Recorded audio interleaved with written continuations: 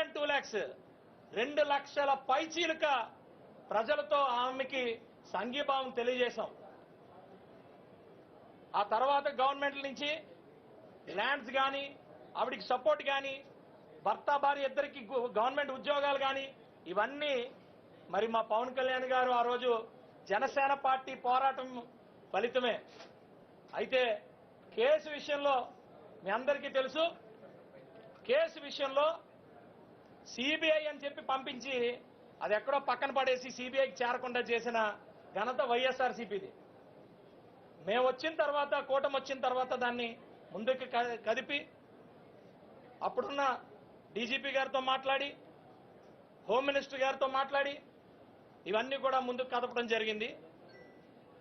ఇప్పుడు కూడా మేము 100% మేము హోమ్ మినిస్టర్ గారితో మా ఎమ్మెల్యేలు కూడా మాట్లాడతాం ఈ విషయం మీద.